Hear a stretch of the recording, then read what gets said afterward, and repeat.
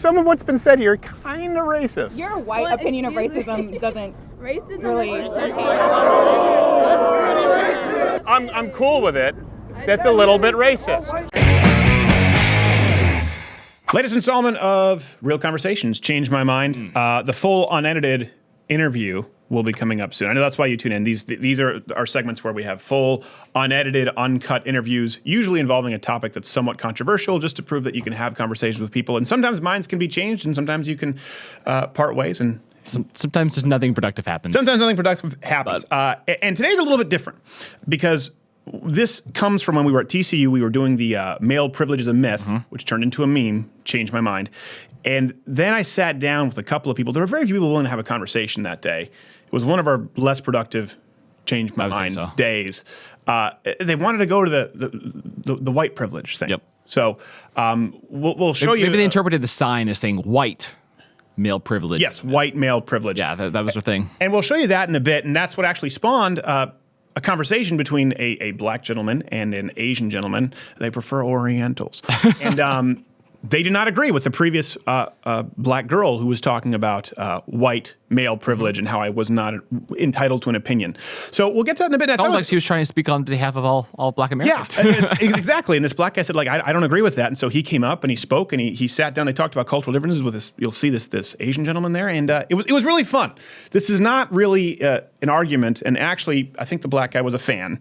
So full disclosure. So it's not what you're used to. But I just thought it was something really cool. It was an organic conversation that warranted a watch. And I will say this, with the Real Conversations That Changed My Mind segments, we've been very happy overall with, what would you say, 70% positive, maybe? I'd say probably more than that. It's pretty rare. I mean, I think even if you have to be a pretty hateful little booger to find this to be like an evil. Well, yeah. I mean, there were a couple of those. Video. There was like the guy, the white male privilege guy. Frustrated. SMU, they tried to run us out in a rail, which is why we're going back to perform on March 22nd. And the feminists said it was male privilege-y. Yes, so you do it in the first place. But at SMU, they got pretty mad. So that was one where there were a few. They were pretty upset, and that's why we're going back in the 22nd. So book now. I would say 70%. I'm trying to be generous. 70% have been positive, and 30% have been somewhat hostile. And I will tell you this, though, any success that we've had with this segment, when we first started doing it, we said, you know what, if there's any success with this at all, if we're able to actually keep it civil and actually have the kind of conversation we want to have with people, the kind of conversation that we've always had off air with new people. Yep. Sometimes new hires, or sometimes when people show up to live shows, we'll sit and we'll talk to people for a long time. Sometimes it's even just in an Uber ride or a taxi ride. Exactly. Around. So if there were any level of success with this series, we would have been happy. Let alone to see how much it's been embraced by people out there, because that doesn't really happen. In the age of the clickbait title and everyone wanting to talk about controversy and Antifa, and obviously that's reality. You have to deal in reality, but you can also have these kinds of conversations that are very productive.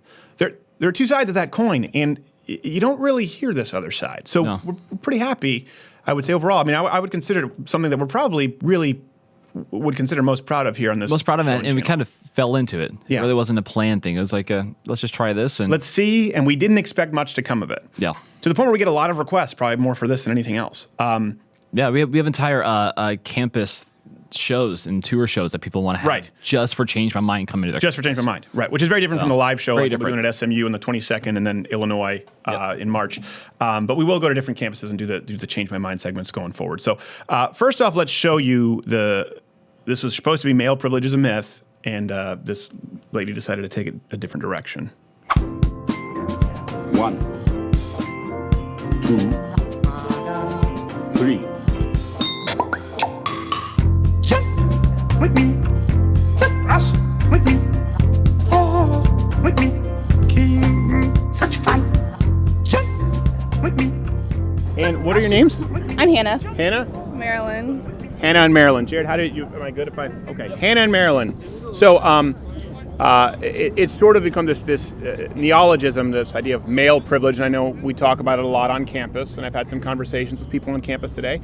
I don't agree with the premise, but I'm open to having my mind changed. Okay, Marilyn, go first.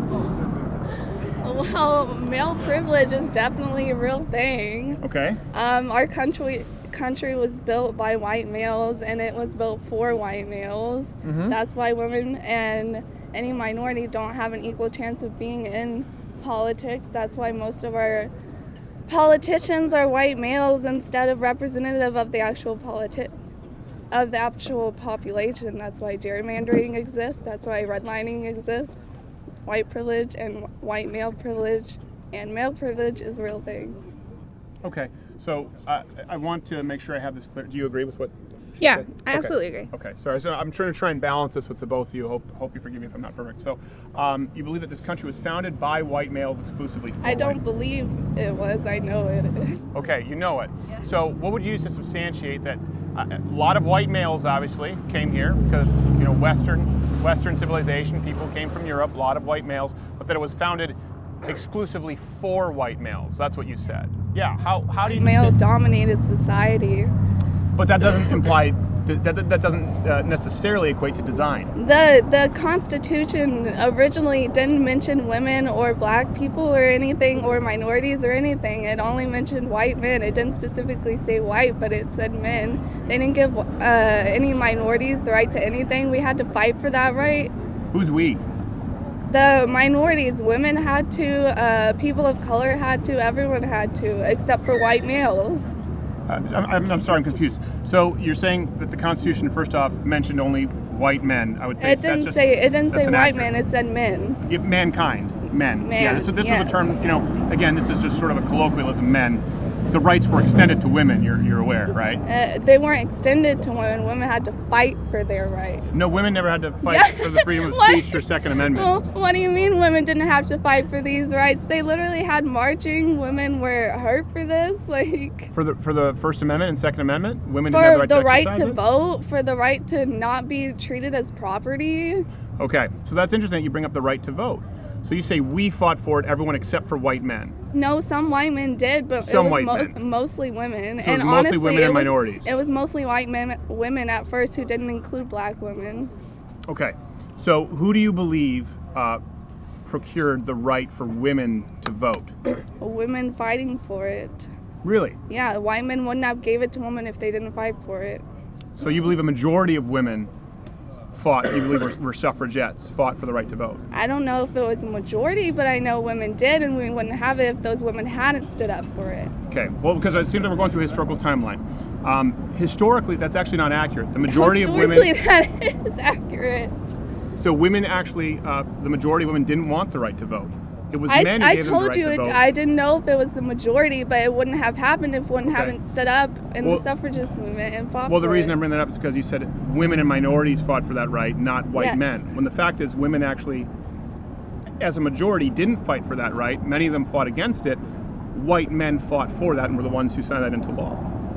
Because of women, they wouldn't have signed it into law if women hadn't made them sign it into law. But they didn't. The majority of women didn't want it. That's my point. And the reason they didn't want it, by the way, we'll move on from this, was because of the fact that voting came with the draft, mandatory bucket duty responsibilities that were actually not bestowed upon women at that time, and they didn't want the right to vote because it would come with the same responsibilities. It's So women because- got the right to vote, but they didn't have to be a part of the draft or mandatory bucket duty, mandatory firefighting service. So historically, I'm just saying that's actually, it's not really accurate. It paints an inaccurate picture, I know which there I would were disagree. women, there was an anti-suffragist movement. I know conservative women didn't want the right to vote, but it's because of women that they were given the right to vote. And of course, there's going to be people on each side, but there's going to be women who want to stay in the home. But the whole point of women fighting for it is so they have that choice to stay in the home or go out to vote, Sure. or go into the draft if they want to.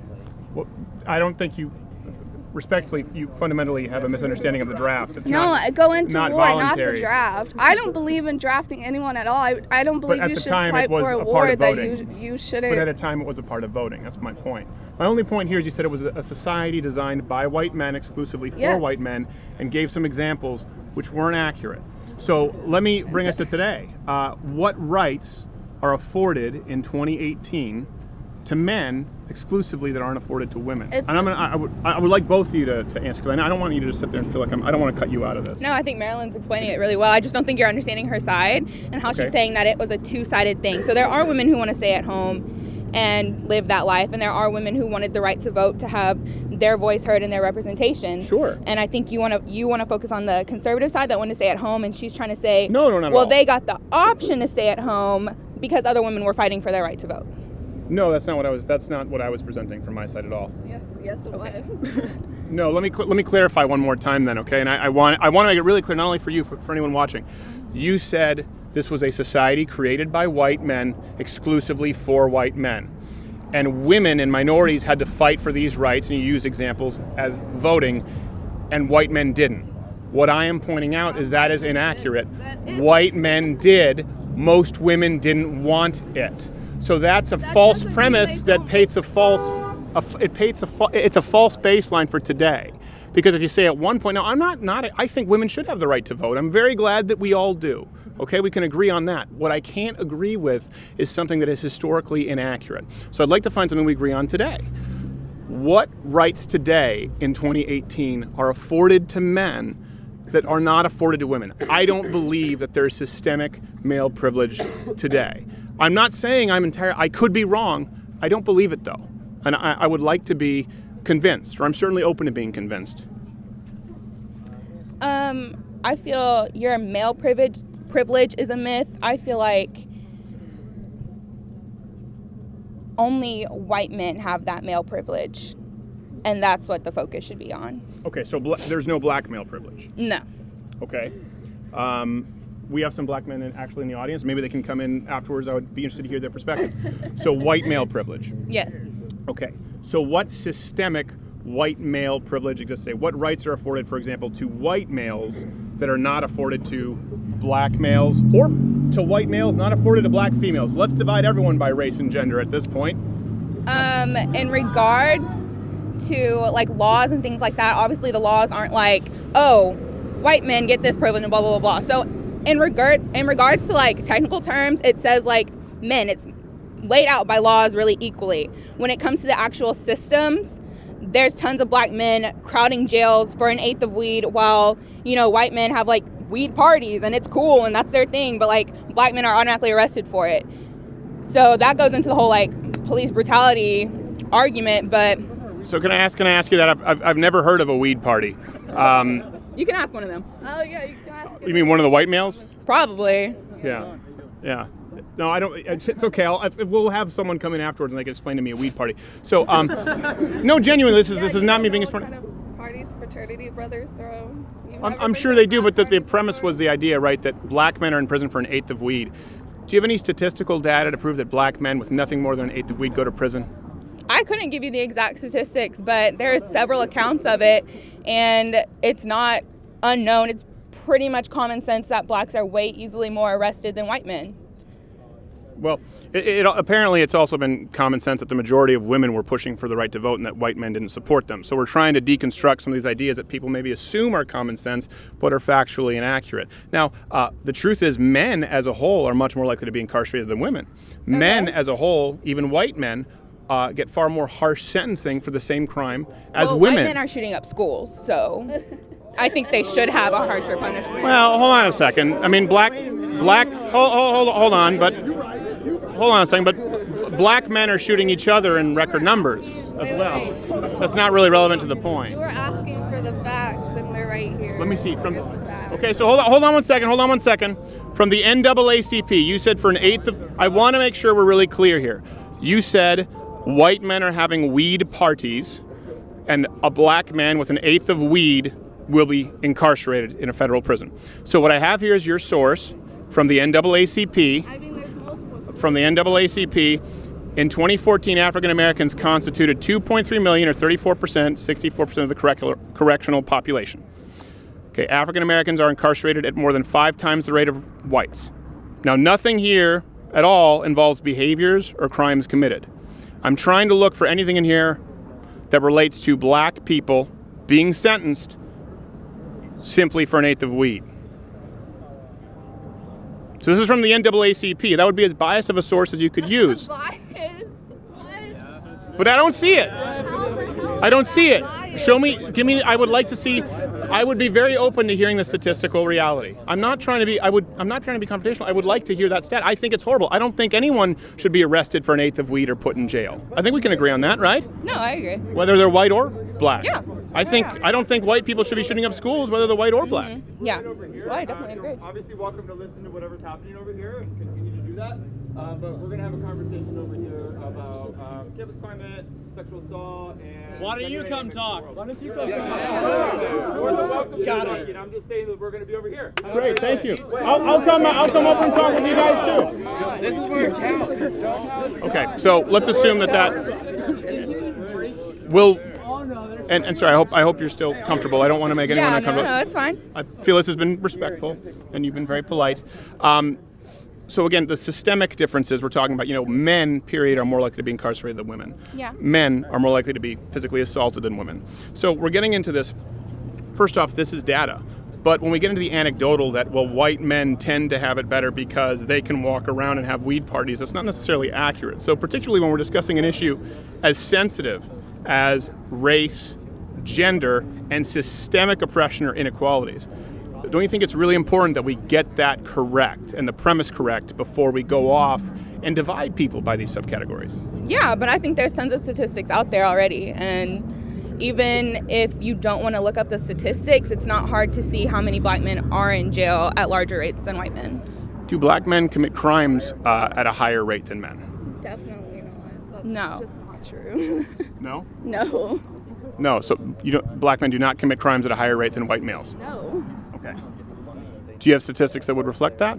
I mean, I'm sure I could look them up, but it's definitely not true. It's because racism is built into the system. That's what the system is built against blacks, and that's what racism is. That's why there are more blacks in prison. Okay. Well, it seems like we've gotten away from male privilege, now we've gotten to black-white. But I'll go with that if you'd like to. And I don't disagree that there have been horrible instances of racism in this country, including, by the way, in Canada and, of course, in Europe, the British Empire. And by the way, I hope you understand I'm certainly not a slavery or racism apologist. I think that's bad. I think racism is bad. But you just mentioned that, someone else was just earlier was saying that I was okay with rape, which I'm not, simply because I believe there needs to be proof for rape. So I think racism is bad. If we can all agree that racism is bad, you say the systems are racist and set up. Okay. What systematic racism do we have today then in that case? The system is built against, so it all goes back to slavery. Colored people of color, sorry, have never been... Careful, colored people, it's people of color. One's racist, one's okay now. Yes, people of color is the correct term. People of color have never been given an equal opportunity. They've never been given the equal opportunity for jobs because after racism was abolished, came segregation and then Jim Crow and separate but equal. So people of color have never been given the same opportunity as white people, which is why it's been built into the system. In 2018, do you believe that's true? Yes, it's still. Can I ask you? Can I ask you a question? Did you go to TCU? Yes. At TCU, do you know if there is any affirmative action, for example, grants exclusively given to people of African American heritage? I'm not sure if we have in place affirmative action, but I know we do have the chancellor's, what is it called? The community scholars? Community scholars, yeah, which is put in place to help get minorities into college. Right. So so there are grants and scholarships. I think we would agree across this country for minorities. Yeah. And those wouldn't have to exist if it wasn't the system. But will we not say that's... If the system was equal, then those scholarships wouldn't exist, which is why we have to have those scholarships. So I just want to make sure that I understand these scholarships correctly because I don't attend the school. So these are, you said it's the community grant for is that what it's called? Community scholar. Community scholar, and this is exclusively for minorities to try and get them on campus. It's not exclusively for minorities. There is. It's majority minorities, but you can be any race and get this scholarship. Yeah. Okay, so this is something specifically to the school. Mm-hmm. Yeah. Mostly if you come from a lower economic standpoint. From a lower economic standpoint. Okay.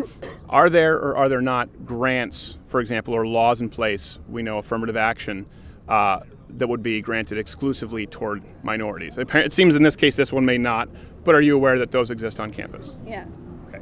So when you say minority, that would be excluding people who are not minorities for this grant or scholarship, correct? Yes. Is that discriminatory? No, because it's fighting against the system of racism. Well, I'm not asking about the system of racism. I'm asking is, by definition, is that discriminating against groups of people for this grant? No.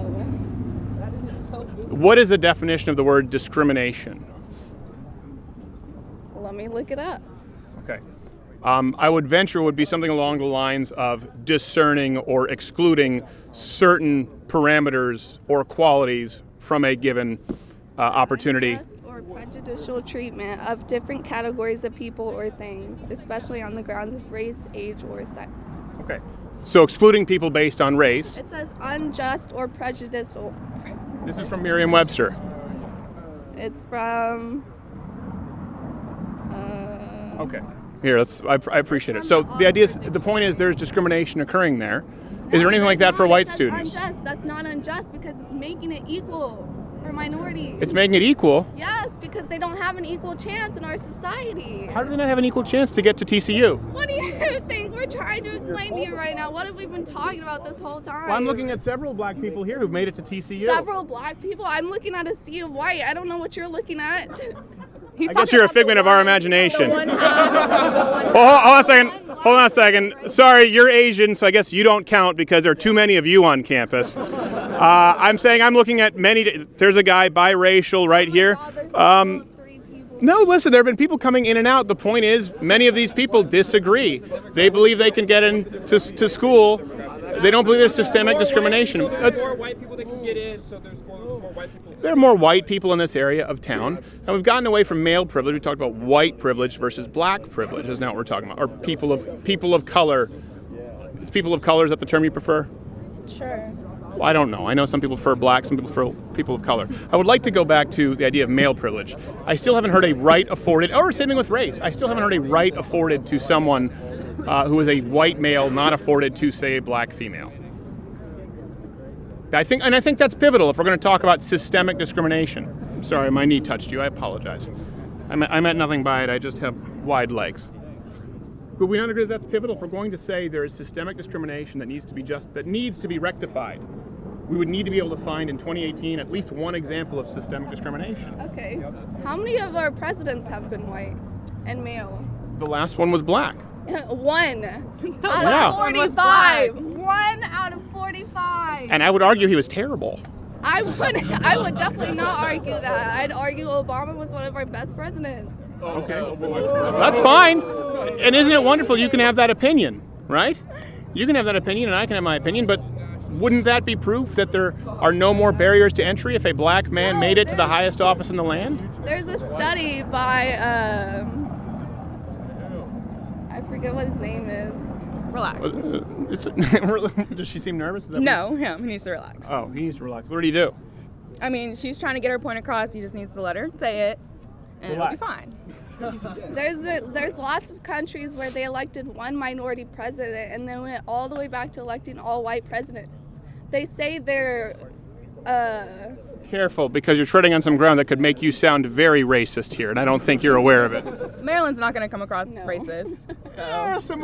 Some of what's been said here kind of racist. Your white Well, opinion of excuse me. racism doesn't racism really is a system. compare. That's kind of that's a little that's Okay. I'm cool with it. I That's just a little wanna- bit racist. Okay, I just want to get out here that reverse racism isn't real. I know you're all gonna yell at me. No, I didn't. No. Listen, I would never use the word reverse racism. Saying your white opinion racism doesn't matter is not reverse racism at all. No, It's not that it racism. doesn't matter. It's just it doesn't compare. Okay, how so? Like How you're would my trying to opinion tell be- her what she's saying is racist. That's No, like I said it could come across racist saying they never vote in another black president again. How people don't ever vote back. You know, that could come across as racist. How? Because of such a poor performance from a black president would be the No, implication. it But his wasn't poor I don't think performance you're is like racist. your I opinion. don't exactly. It is my opinion, and it was the opinion of many, many millions of Americans who voted in an old white guy, unfortunately, over a woman. Sorry, maybe we'll have a female president next go around. I'd gladly vote for a female president. I actually was a Carly Fiorina guy. I really liked her. I think she would have made a fantastic president. But I do find it interesting right here where you just said that your white opinion isn't comparable. I don't. The word comparable is interesting to me. Why would you use that choice of words? Because what is your understanding of racism in comparison to somebody who's a person of color? We're both human beings with opinions on an issue. Yeah, but you play into the system and we're trying to fight against it. So why would How would you know that I play into this? How do I play into the system? you're a conservative Republican? Like you You don't know anything about me. You're sitting here saying that male privilege is a myth Yeah. and that rape culture isn't a problem on U.S. campuses. And so you just said I am a part of a system which you just declared racist. You said I'm an active part in a racist system. That's a really terrible thing to say about somebody. Well, is it It's true. untrue? Yes. No. Then prove it. Well, you want me to prove? Okay, you want me to disprove your prejudicial statement based on my race? Let me give you my best shot. I'm actually a French Canadian, or an English Canadian who was raised in French Canada. Are you aware of the language police? No. Okay, so let me talk to you about a little bit about discrimination. We're actually not allowed to attend English schools. We're not allowed to open a restaurant with an English sign if there's an apostrophe S. They thought I was disabled until the 4th grade because I was forced to go to French schools and learn math, geography, and history in French by law, because if you are born in Quebec, you have to attend French schools. This comes from a theory they call pure laine, which means pure wool, pure European French blood wool. And so this is actually something, it's enforced by the language police. Where I grew up, they thought I was learning disabled as an English Canadian, being forced to go to public Catholic schools at a Protestant English-speaking Canadian, and they thought I was learning disabled until the 4th grade. I lived in an 82 Datsun for several months as I tried to make something of myself and dropped out of college and moved to the United States when I was 18 years old. So I certainly wouldn't say that I'm someone who's been raised in the lap of white American Republican privilege. By the way, there are no Republicans in Quebec. There are only liberals and liberal separatists. None of what you said had to do with racism or anything. It had to at do with all. discrimination, with prejudice. Okay. I would say there's an English-speaking. But you're still a white man in this society, so you're good. Your privilege is safe. I would say this, and you're not going to like this, but I would say a white male, regardless of white, male, black, I would say white-speaking English Canadian living, being raised in French Canada, yes, would face much more systemic oppression than you here on college campus. Really? So it's easier being you, a white person in America, than me, a white person? No. Half-white person in America. You're half white person in America? No, I was talking about my upbringing because you said you're playing into the system. You're a white male conservative Republican. Yeah, I don't care about What if the I were background. what if I were a white male Democrat? What if I were a transgender Then I would hope that you Democrat? would be fighting the system. What system? And trying to We've said change this it. what system? The systematic racism What's in systematic America. racism? I just need one example of systematic Police racism. brutality. Okay, police brutality. No, listen, ignore them. We're just having a conversation. And the peanut gallery doesn't matter. Okay, it's okay. I'm not laughing at you. I'm not being disrespectful. No, There. I get Don't it. associate me I with get them. I'm just saying I want to just keep it here so that it's not fair if there's a pile on, and I want everyone to take their turn. So I appreciate it. Police brutality. That's interesting. Again, with the sign is about male privilege, but you seem to really focus on the race issue. So let's talk about police brutality. How is that? So the example of the system that you say I play into here proactively in America, police brutality is an example of systemic discrimination, white male privilege. Yes. How so? Because black men are killed at traffic stops, black women included. I mean, there are unjust killings in jail that mysteriously, these men kill young black men and then walk free. Like, your life and your privilege is fine, but black people are dying. So you believe that it's okay, it's legal to kill an innocent black male, and it's happening in record numbers Yes. because we're white? Not because you're white, but because the system is racist. What if I were to tell you that statistically that's untrue? Then I would want to know the statistic. Yeah, what if I would tell you that actually white males are more likely to be shot by police? Okay, why wasn't the Florida shooter shot dead then? Well, we're getting into the anecdotal. Okay. So statistically, empirical data would say that actually white males are more likely to be shot by the police. Okay. But I just completely disagree with that, and I don't know where your statistic is coming from. Okay. Well, I think we have some other people who would like to discuss, but Okay. if you disagree with the statistics, we have them up on the website. I think it's horrible if anyone is shot, an innocent person Yeah. shot by the police. No, I think we totally. use better training with a lot of police officers. De-escalation, Absolutely. I think that should be used with white or black people. Mm-hmm. But I think one thing, if I may, because sorry, did I step on your foot? No, you're fine. Oh, there's a walnut here. One thing, if I may, if the goal is to have a conversation, I really do want to have a conversation. I've tried to be respectful. Just as I'm sure you would probably be more defensive or less capable of having a civil dialogue with someone if they said, well, you can't possibly understand because you're a black woman, you don't know anything about this. I'm sure right away you might say, well, hold on, what do you mean by that? Coming into a conversation with someone where you don't have empirical data or evidence, I've presented some, you've disagreed with some, you haven't presented much of your own, but saying that someone's opinion simply isn't comparable because they're a white male, A, is not a valid argument. I hope that's not one that's taught as okay in college, and it's also not something that's going to convert anyone to your way of thinking. You know, the idea is to change my mind. I will tell you, I appreciate you sitting down and doing it, but that is probably the least effective way to enter a conversation if you're looking to change someone's mind, to say you're wrong or you don't know because you're a white male. So I would hope that moving forward that maybe you might reconsider your tact, because you seem like you seem very much like a nice lady. I don't think you're aware of that, but it shuts down dialogue before it begins as opposed to encouraging it. She was, I think, I'm not going to say what she was trying to say, but I'm going to say I think what she was trying to say is you don't understand what it is like to be oppressed because you are a white male. Mm-hmm. White males are not oppressed. Yeah. First off, I'd like her to explain her position. No, you don't I need to agree explain exactly it for with her. what Marilyn said. It seems a little like, what do we call it, white-splaining? I told her, I said I think this is what she was trying to say. That's why I didn't say I think this is what she said. But do you not believe that she can articulate? I don't want her to feel as though she's being misrepresented. I'd I like her to don't. articulate her own thoughts. I feel totally fine. I agree with what Marilyn We're said, and that was friends. what I We was saying. know. Let me ask you this, because we've talked about data, we've talked about the facts, which you said you don't have in front of you, but let's not take my word for it. So you just said white men can't know what it's like to be oppressed. Do you believe that as an emphatic factual statement, that there are no white men in this country who could know what it's like to be oppressed, or maybe haven't had some hard breaks? They've had hard times, but they're definitely not oppressed. Okay, that's fair. I appreciate it. I would disagree. I think everyone has privilege in different facets, and I think on campus, I think women, people of minority people have privilege that the average white male here probably doesn't. What privileges do we have that they don't? Scholarships, grants, the ability to They shout have- people down, tell them they don't don't have a No, right no, to an no, no. opinion because they're a No. white male. No. I would never even dream of telling either of you that your No, opinion wait. is invalid because Stop. you're a Stop. woman, Stop talking. you're black. Stop talking. No, that's not allowed. You're not allowed to tell me to stop talking. Sorry. If I were to do that, you'd say that that's white me male explain- privilege. let me So I appreciate it. The explain. conversation is kind of over. It's No, not going no, anywhere. it's not over, Thank you. actually. It's over. How are Thank we- you. How are we given scholarships that all these other people didn't have the right to get? We earned that. We were in the top of our class. That's how we earned those scholarships. We were smart. We were smarter than them. That's how we earned them.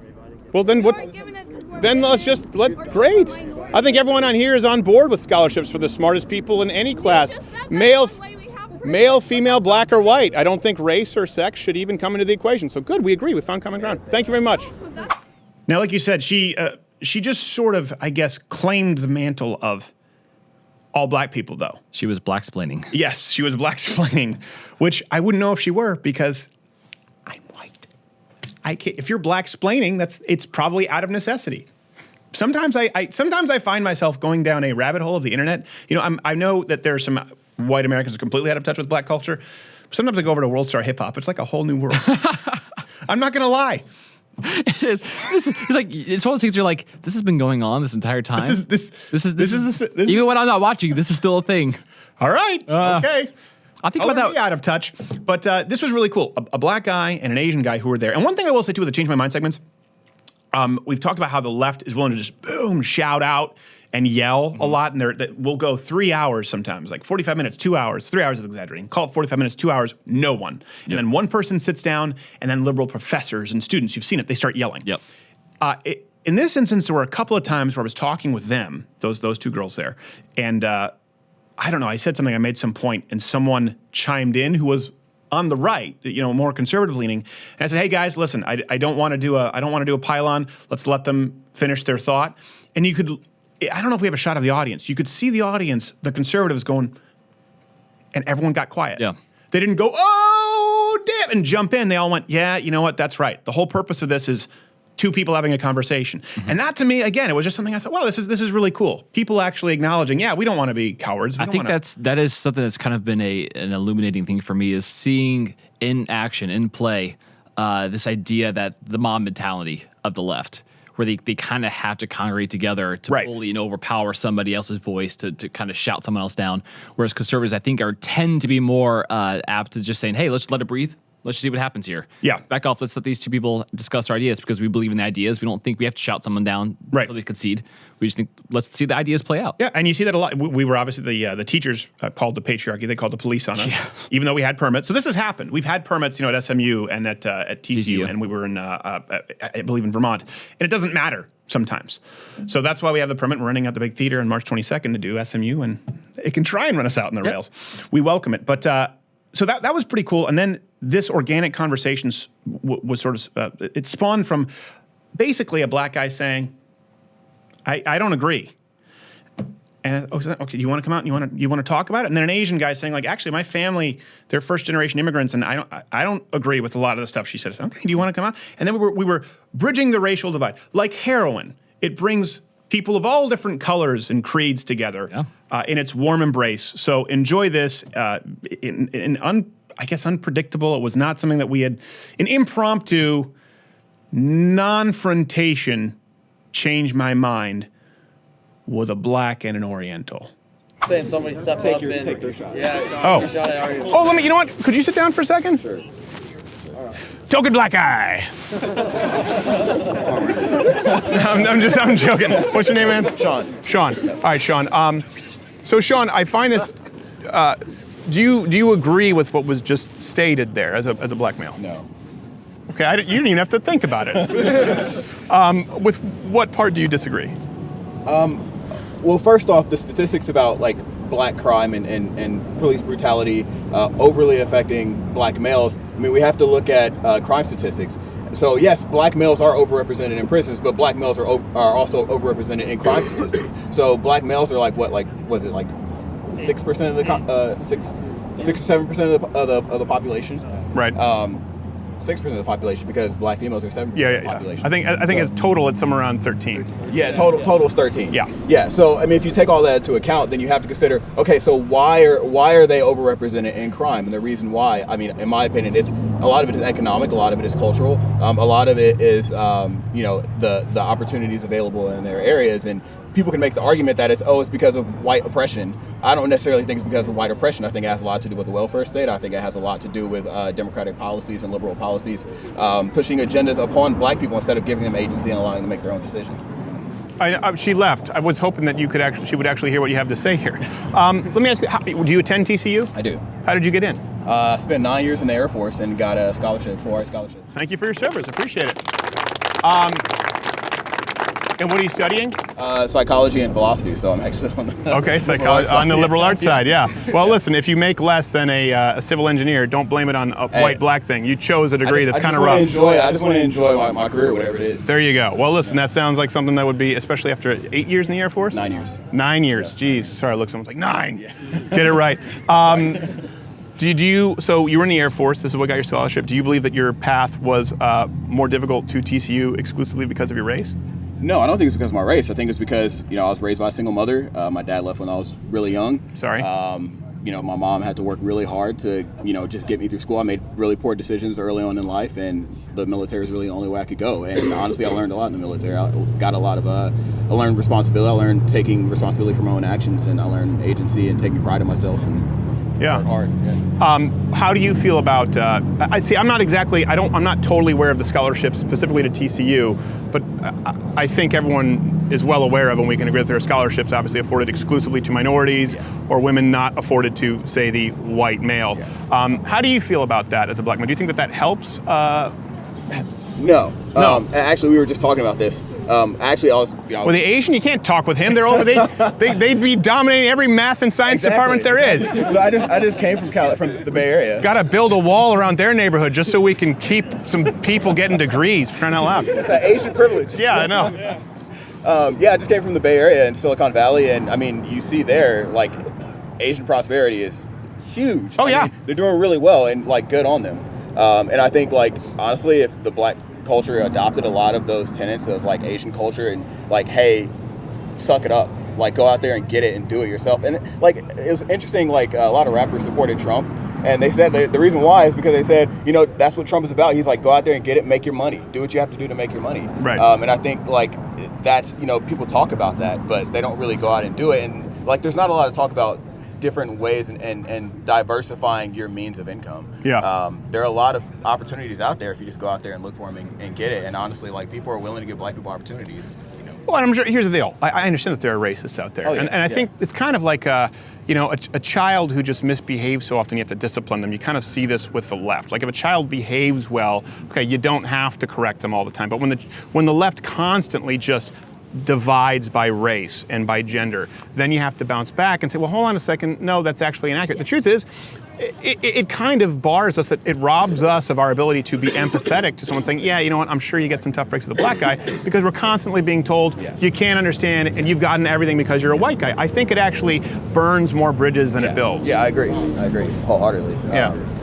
I mean, what do you think Asians think when they're saying you're too much? They're actually that, you know, they only allot a certain amount of Asians into certain programs. I'm sure you're aware of this. I punished 3 to 5 ACT points, you know, 0.5 GPA going into college. Like, I applied to USC. Me and my friend, and he's African American, I'm white. I'm Asian. We basically had the same exact demographics.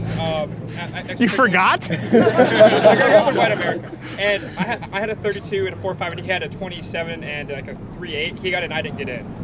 And we had basically the exact same everything else, just because he was African American, I was Asian, and I got penalized because of my privilege, because I was overrepresented academic scholarship. Yeah. Well, you know what? Actually, here, if you want to come up, no, you can stay here. Both. Let's get like buddy cop, like a buddy cop film. Sorry. What was your name, sir? David. Sorry, my hands are freezing. Hold on, the lips aren't blue. You know, it's funny that you mentioned that about your ACT scores and how your friend who was African American got in and you didn't. This is one thing that I've always, and I'm glad we finally, we can bridge this racial divide. It's like the black and white cookie, Seinfeld. When you think about that, right, they start locking Asians out because you guys do very, very well academically. Yeah. What do you think that does to the relationship between Asian Americans and black Americans? That's always a concern of mine. I mean, the same thing with white Americans, but particularly, listen, I grew up in Canada, and I'm not gonna lie, a lot of Asians behind closed doors, little bit racist in Canada. I'm sure there's some of that here too. It seems like it would strain relationships, not really bring people together. Yeah, I know that because the Asian culture is very academics first, like academics averages, like with the whole shaming your family kind of like concept you see with like white culture, right? Like white media, like they talk about why you not doctor yet, that comes like kind of like racist stuff, yeah. Which is actually can be very true. So and I know the African American, especially in the inner cities, like academic excellence and achievement is very shunned upon, especially with like the gangs and stuff like that. Yeah. Like that creates a big divide, especially on like the income, like ethnic, like the top four ethnic groups in America, like the top earners are all Asians, Indians, like Japanese, Thai. Yeah. And the bottom tiers are African Americans and Hispanics. And I think it's just it's not because of the systematic racism in America. I think it's all culture. Well, he said like his dad left. I'm really sorry about that. But like. The African American single motherhood rate during the civil rights movement was what, like 13-50% depending on the city, whereas now it's upwards of 70-80% in the inner cities, and that's not because of racism from white people. That's because of the shifts in culture in the inner cities. Let me ask you, do you agree with what he's saying there? Yeah, I do. Yeah, I mean, I think a lot of it has to do with the soft bigotry of low expectations. When you tell people that, you know, oh, well, you can't do anything in life because you have this overlord above you oppressing you, then like what is you're not gonna have any optimism. You're not gonna have any aspirations to achieve anything in life. Right. Because you're like, what's the point? And I think that's told more to black males than it is black females, because there's a statistic that just came out that black females are actually the most educated minority group per capita in the United States. I did read that, yeah. Which is like insane. You know, you think about it, it's like, well, how are they oppressed if they're, you know, having, you know. Unfortunately, that statistic, if you dig into it, includes a lot of the gender studies and that kind of stuff in there. You're like, well, educated. Yeah. I mean, that's what does educated mean? Let me ask you this, because you mentioned sort of cultural differences. If I may ask a personal question, you don't have to answer it, but I appreciate your candor. You talked about sort of the culture of academics. There's also, there's an argument to be made that obviously, specifically like Chinese, the language is more mathematical, so you have more of an advantage there, right? And that's actually kind of true. Have you ever read The Tipping Point? Where it talks about actually the difference in crops between like corn and rice, and how sensitive rice is and how meticulous you have to be when you're cultivating rice versus corn, which is kind of a yield anything crop. So there are cultural differences there that would place emphasis on mathematics, on sciences, but there is a very notable cultural difference, as you talked about, with families where fathers tend to stay in the household with Asian families. So let me ask this, given all the other cultural differences, and this is why I ask, I know you brought it up yourself that you were single mother household. Do you think that having a family structure like you had, having your father be there, would have been probably the biggest determining factor in giving you a leg up compared to everything else we've discussed? Yes. Yeah. Sure. Just having that kind of like that like stern kind of figure in your life, that that stability there. Right. I definitely think it would have helped because I didn't. And people talk about like there's no biological factor to gender, and that's absurd. Because having a man in the house has a completely different impression on children than otherwise. Because when my uncles would come over, I would kind of tighten up right away, like oh don't act out. Yeah. And I think most people that have fathers in the household, like that's their that's kind of the rock. I mean most men or boys when they get into puberty, like they're not really afraid of their mother anymore. I mean I definitely wasn't. So yeah. I was. My mom was French Canadian. Mom on the show. Yeah, she's French Canadian. She'd give me a swat if I needed Yeah. one. It's interesting. Earlier, you said something too. You were both sitting there and you were kind of laughing. You said something to the effect of, maybe you can correct me if I'm wrong. You said something like, "I'm black but people don't think I am once I speak." Yeah. What do you? It's interesting that you said that, and you were so. What do you mean by that? So I grew up in California, so speaking without ebonics, without slang, isn't abnormal there. But as soon as I was stationed in Louisiana for 6 years, and when I got to Louisiana, I would walk into any McDonald's or whatever, and immediately they'd be like, "You're not from around here, are you?" Yeah. And no, I'm not. No. Okay. Well, it's also because of Louisiana. Like you're from a yeah. socialist state. Yeah, that's probably what they smelled it on you. No, listen, it's not like all black guys in California. I mean, I lived in Inglewood for a while. Yeah. I mean, I I saw mean- Straight Outta Compton. I know what I'm talking about. Yeah. Right on there. I grew up in Richmond. Coach Carter. I don't know if you ever seen the movie. Yeah, Coach Carter. That's where I grew up. Yes. so, Okay. Yeah. Oh, okay. Yeah. Sure. So, well, it's just interesting that you say that. Do you feel as though, like you've talked about this, right, with Asians? Yeah. How there's you feel there are expectations and pressures. Yeah, I within mean- your family to be. Yeah, and throughout history, if you look back at Asian culture throughout the early ages, through China, it's like the family structure is so sound, and the whole fact that you have to prove you have to show your worth to your family. Yeah. Or you're disowned. You have to earn it. I mean, there's a reason why South Korea and Japan are the two highest suicide rates in the entire world. I knew it was Japan. I didn't know South Korea was. Korea's higher. South Korea. Really? We have one of the hardest high school curriculums, and there's a placement test that basically tells you where you go in life. And so the suicide rate after that test scores come out is so astronomically high compared to all the I can developed imagine. world. So. Oh no, janitor! Exactly. And so it's just this they feel so they look light on the family it's just they are the. Well, first off, I don't think that's necessarily healthy. Okay, I'm not saying, but I am saying, but it is clearly, obviously, an indicator of cutthroat culture, academic pursuits and performance. I just find it interesting because he mentioned the pressures on them, and then you mentioned, I don't sound black.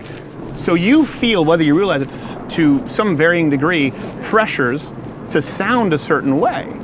So it's similar to the Asian pressures, but what are the pressures there? How are you expected to sound? And where would you see those external pressures come from?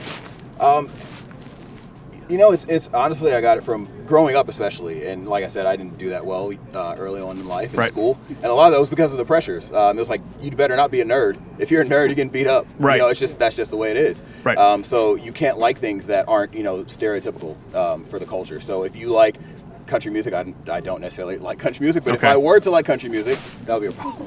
I'm gonna say, it's okay, there aren't any other black guys around. Okay. You can walk home safely tonight on campus. That guy said he liked the Zach Brown band. Get him. Yeah. So yeah, things like that, or after school activities, things like that. If you stick around after school, you're not cool anymore. Right. And it's more cool to cut class and get with girls, and that's cool. Well, and let me ask you this: would you say that these pressures you talked about within your families, within your society, would you say that shaped your behavior as a young person more than, say, I don't know, Bernie Sanders' recent vote in the Senate floor? Yes. Yeah. You grow up mimicking your parents are your biggest role models in life. I mean, I would hope for most people if your parents are successful or they at least show that they're successful, that's something you want to imitate. And if you don't have a family structure that supports you and shows you what's right or wrong, you're going to grow up doing what you think is right or wrong. Right. And without that development, your right or wrong is going to be all about you. Right. And you're going to be so egotistically self-centered, you're going to be only thinking about yourself. That's when crime happens. That's when you murders. That's when people that they feel like, or they're oppressed because, you know, it's just everything's against them, or it's in fact it's just them. It is. That's one thing we've noticed in speaking with the more leftist students, who I appreciate that they came forward. But is this sort of, what is this? He's raising his. Oh, that's okay. He can take a picture of me. I don't care. I don't have to charge him for it. You know, these pressures, and people seem to confuse that because that's sort of anecdotal, but it's anecdotal in the sense that it's anecdotal within, like you're saying, the prism of your race. There are certain pressures that come with being a black person, with a certain culture, as an Asian person, and they seem to conflate that with systemic discrimination. One constant we've noticed today is not a single person could list us an actual right, an actual systemic form of oppression, and so they go to the anecdotal. And it's funny, that's one thing I would readily acknowledge. If you were to say, for example, hey, you know what, one thing you don't really know as a white guy, I'll tell you, is being raised as a black kid in an area of California in a single mother household. You know, it was hard for me if I wanted to study, or did he, because I would have been made fun of. That's just not, or if you were to say, hey man, one thing you don't really understand as a white guy is, you know, my mom locked me in a closet and beat the shit out of me with reeds if I didn't, you know, do my math homework. I would say, oh, wow, that's interesting. Let's have a discussion. But instead, it's just you can't possibly understand because of a system, and you're playing into a systemic form of oppression. I will tell you this, really, we don't have those kinds of pressures as white people. I think we'd all readily acknowledge that. We don't have certain expectations of us as white people, except, ironically enough, the one sort of consistent pressurized ecosystem right now for white people is a pressure to feel guilty. And that's what we've had today. Everyone who's come up has tried to tell me to feel guilty for being a white male, to feel guilty for a rape that may or may not have occurred with no proof, to feel guilty because someone was sitting here who was a black female. That's the pressure we get, and that's not healthy because it just creates resentment. So I'd say if you do want to debate about anything, I will say if there is a white privilege, that is the white privilege, that you aren't dictated to based on your race. Yeah. With the Enlightenment, you got individuality. You can be yourself. You can be whoever you want to be. And people can judge you for it, but, you know, like it's no big deal. Like, it's okay to be whoever you want to be. Right. And I don't think that's the case for a lot of minority groups. I think that's true, and I think that would be an interesting conversation to have. And I think we just kind of had it. But like the only system of oppression now is guilt. We're expected to feel guilty. Yeah. You're black people. If let's say you do really well for yourself, none of your black friends are gonna be like, man, you got that from a system of oppression. You just played into the system. They're like, if anything, they'll say now you owe the community, which is, you know, why you see a lot of rappers are like, I'm gonna move away from it. I don't want to give them money. Was it Ice Cube or Ice-T who moved back? And then he moved away 3 months later. He's like, you know, I went back and tried to help my community, but turns out my community really likes to steal my and he left. Yeah, so, all right, well listen, this is totally off topic from what we were doing, but I heard them speaking on your behalf as minorities, and man, I appreciate you guys sitting down and talking. This is awesome. Thank you, man.